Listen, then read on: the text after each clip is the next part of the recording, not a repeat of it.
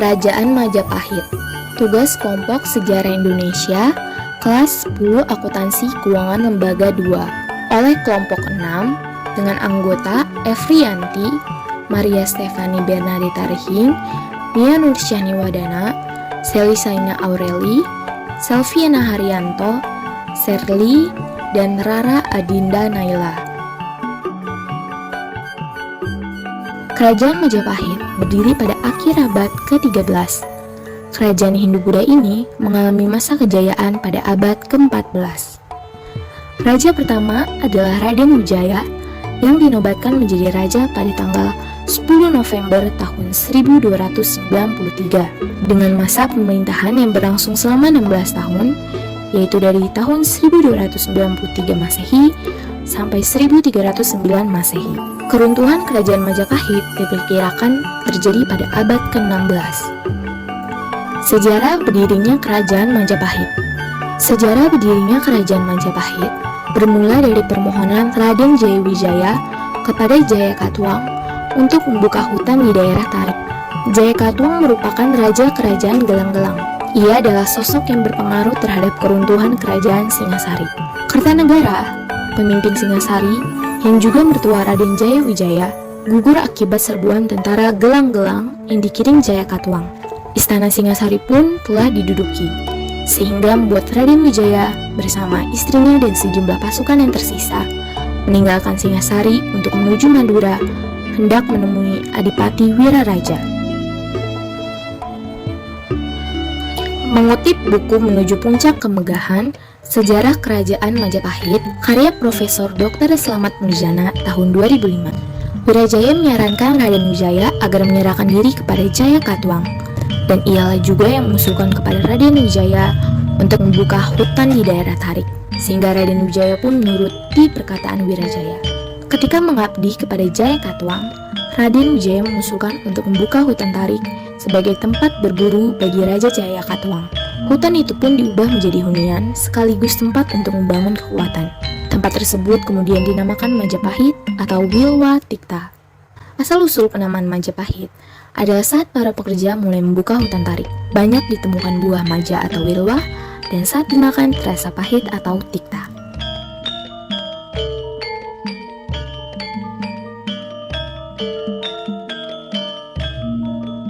Raden Wijaya dan Wirajaya akhirnya mampu membangun kekuatan untuk menyerbu Jayakatwang.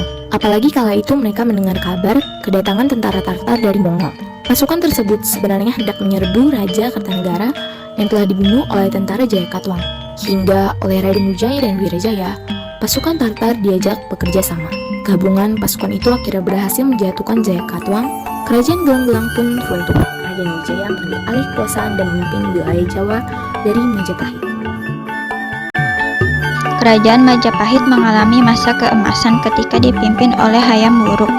Cucu Raden Wijaya ini memerintah pada 1350 Masehi sampai 1389 Masehi. Saat memimpin, ia didampingi Patih Gajah Mada. Masa kejayaan Kerajaan Majapahit tersebut tak terlepas dari peran Gajah Mada. Dia diangkat sebagai Patih Amangku Bumi pada 1336 Masehi, sewaktu Tribhuwana Tunggadewi berkuasa.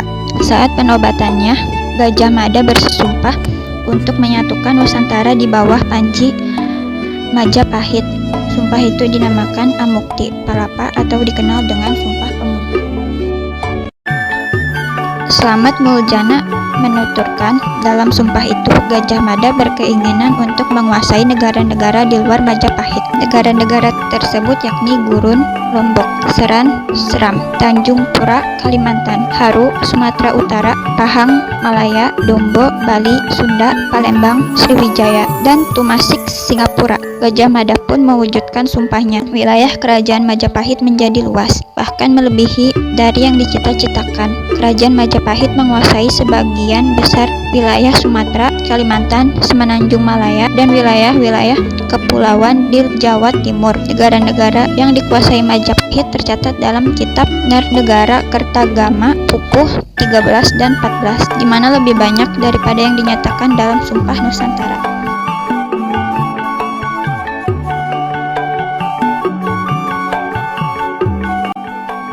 Peninggalan Peninggalan Kerajaan Majapahit. Yang pertama, berbagai candi, antara lain Candi Tikus, Candi Bajratu, Candi Wiringin Lawang, Candi Bahru, Candi Paring, Candi Penantara, Candi Jambung, Candi Suku, dan masih banyak lagi. Yang kedua, berbagai prestasi, antara lain prestasi Kudadu, prestasi Sukamerta, prestasi Prapancaspura, prestasi Waringin Pitu, prestasi Urea, prestasi Balawi, prestasi Parung, dan masih banyak lagi. Yang ketiga, berbagai kitab, antara lain Kitab Negara Kertagama, Kitab Sutasoma, Kitab Arjuna Wijaya, Kitab Tantu Panggelaran, Kitab Paniwijaya Karma, Kitab Usana Jawa, Kitab Prapanton, Kitab Ranggalawe, Kitab Sorandakan, dan Kitab Sundayana.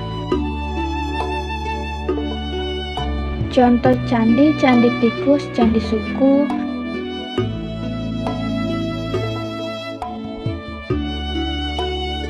contoh prestasi, prestasi Parung, prestasi Kudadu,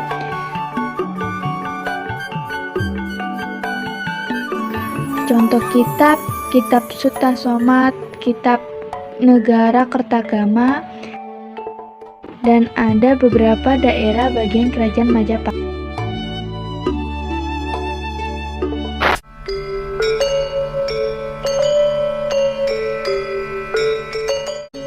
Kerajaan Bali merupakan kerajaan tertua bercorak Hindu-Buddha yang terletak di Pulau Bali. Kerajaan Bali memiliki sejarah panjang dan jejak peninggalan yang masih bisa dilihat hingga saat ini. Kerajaan Bali berdiri sekitar abad ke-10 hingga awal abad ke-20. Pendirian Kerajaan Bali adalah Sri Kesari Warmadewa dari dinasti Warmadewa. Sejak pertama kali didirikan, kerajaan ini diperintahkan oleh beberapa keluarga raja. Namun pengertian antara satu keluarga raja ke keluarga raja lainnya tidak disebutkan dengan jelas dalam prestasi Kerajaan Bali. Salah satu raja yang terkenal adalah Raja Udayana dari dinasti Warmadewa yang berkuasa antara 989 sampai 1011 Masehi. Saat berdiri Kerajaan Bali berada di bawah kepemimpinan dinasti Warmadewa. Saat itu agama yang berkembang adalah Buddha. Selang beberapa tahun kemudian agama Hindu mulai masuk dan banyak dianut warganya. Pusat dari Kerajaan Bali terletak di Bedulu, Gianyar. Letak dari Kerajaan Bali ini dekat dengan Pulau Jawa bagian timur. Keduanya memiliki kedekatan dalam hubungan kebudayaan, termasuk ikatan dengan dinasti Isyana di Jawa Timur. Raja Udayana 989 sampai 1011 Masehi. Raja Udayana yang bergelar Sri Daharmodayana Warmadewa memimpin Kerajaan Bali bersama istrinya Gunapriya Daharmapatni. Mereka dikaruniai 3 orang putra, yaitu Airlangga, Marakata Pangkaja, dan anak wungsu. Marakata Pangkaja 1011 sampai 1022 Masehi. Selama berkuasa, Marakata Pangkaja dikenal sebagai raja yang melindungi dan memperhatikan rakyatnya. Anak wungsu 1049 sampai 1077 Masehi. Anak wungsu dikenal sebagai raja yang penuh belas kasih kepada rakyatnya. Paduka Sri Maharaja Sri Jaya Sakti 1133 sampai 1150 Masehi. Paduka Sri Maharaja Sri Jaya Sakti adalah raja pertama dari dinasti Jaya. Ketika berkuasa, ia juga dikenal sebagai raja yang bijaksana, melindungi dan memperhatikan kesejahteraan rakyat. Sri Astasura Ratnabhumi Banten 1337 sampai 1343 Masehi.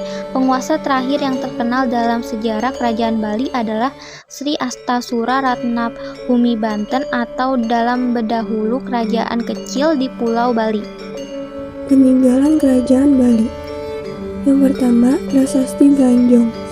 Prasasti Blanjong adalah peninggalan bersejarah yang memuat pesan berbahasa Bali dan dibuat oleh Sri Kesari Warmadewa. Prasasti ini ditemukan di Sorkau dan Pasar Selatan. Kedua, Prasasti Palangpuan.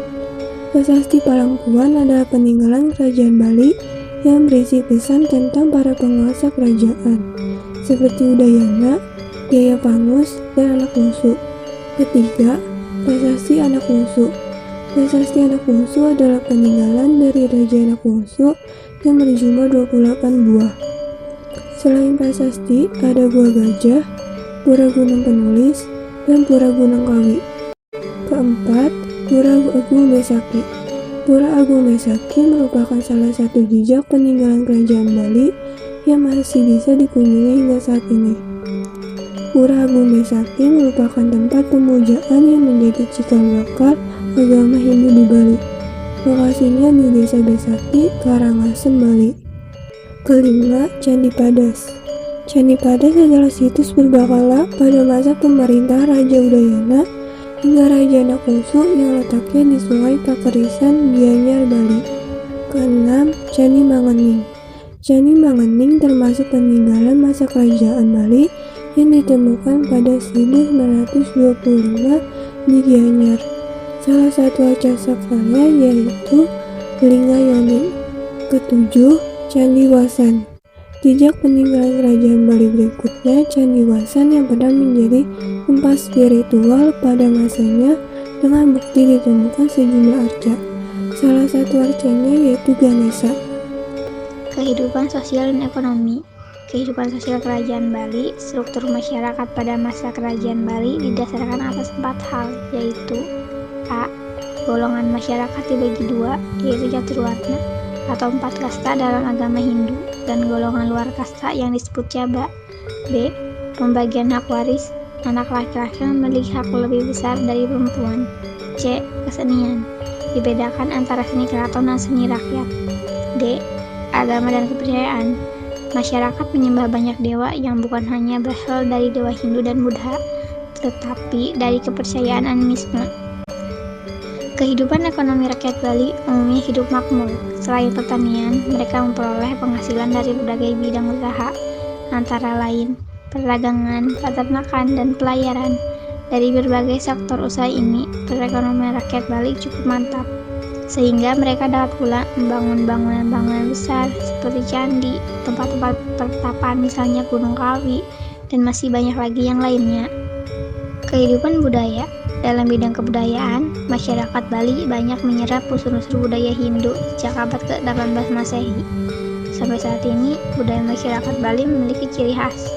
Sebagai contohnya adalah tradisi pemakaian mayat atau ngaben, yang dahulu selalu diiringi dengan sutek, yaitu biasanya para wanita Bali perlu terbakar bersama jenazah suami yang sangat dicintainya. Bidang seni lukis, seni tari, seni pahat, yang merupakan unsur-unsur dari kebudayaan, mengalami perkembangan yang pesat dan beraneka ragam. Bidang kesenian ini menjadi daya tarik tersendiri bagi wisatawan, baik dari dalam maupun luar negeri. Bali menjadi sangat terkenal di berbagai pelosok dunia, bukan hanya keindahannya, tetapi juga karena keunikan budayanya. Kehidupan politik. Prasasti yang menceritakan raja yang berkuasa di Bali ditemukan di Desa Blanjong dekat Sanur. Dalam prasasti ini disebutkan bahwa raja yang bernama Kesari Warmadewa istananya terletak di Sangadwala.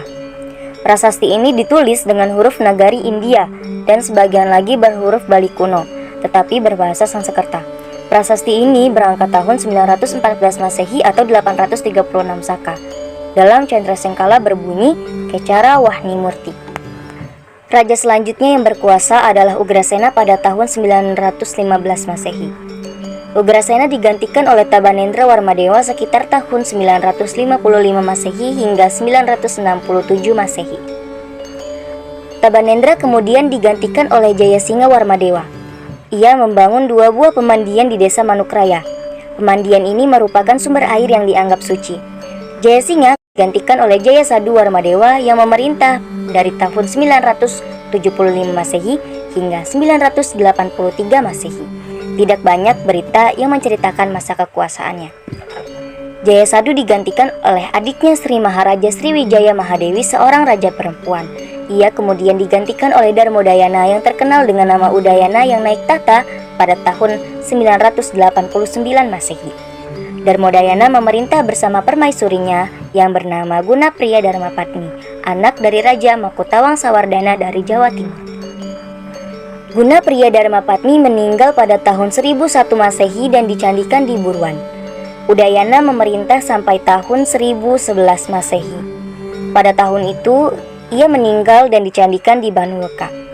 Pernikahannya dengan Gunapria menghasilkan 3 orang putra, yaitu Airlangga yang menikah dengan Putri Dharmawangsa Raja Jawa Timur, Marakata, dan anak bungsu. Airlangga tidak memerintah di Bali, ia menjadi raja di Jawa Timur. Anak Udayana yang memerintah di Bali yaitu Marakata. Marakata memerintah dari tahun 1011 Masehi hingga 1022 Masehi. Ia bergelar Dharma Wangsa Wardana Marakata Pangkajastana Utu Ganggadewa. Masa pemerintahan Marakata bersamaan dengan masa pemerintahan Airlangga di Jawa Timur.